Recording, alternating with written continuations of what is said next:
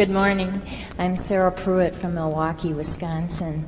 And I wondered if you feel that the speed with which information is available and disseminated today has affected your business buying decision process. And do you believe that speed has caused you to miss opportunities? Question about C's expanding? No. Does the speed of information today affect our decision-making process? No, I would say that we perform about like we were doing 30 or 40 years ago. I mean, we read annual reports. The speed of information really doesn't make any difference to us. It's the processing and finally coming to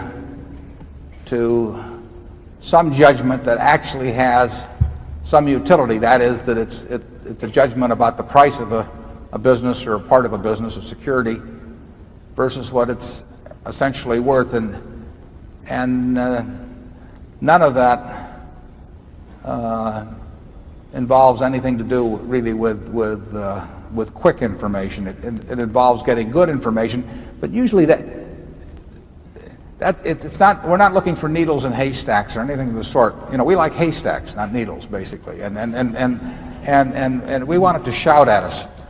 And I would say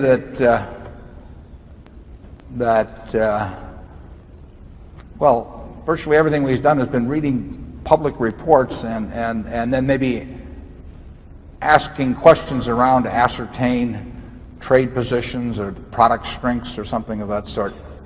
But we never have to. We can make decisions very fast. I mean, we get called on a business, or we can make up our mind whether we're interested in 2 or 3 minutes. I mean, that takes no time. We may have to do a little checking on a few things subsequently, but we don't need to get. I can't think of anything where we really need lots of price data or things like that extremely fast to make any decisions. We've got good management information systems in our operating businesses, but that's just another, that's a question of keeping inventories where they should be and all of that sort of thing. I don't think I think you could be in some place where the mails were delayed 3 weeks and the quotations were delayed 3 weeks, and I think you could do just fine in investing. Zone 6.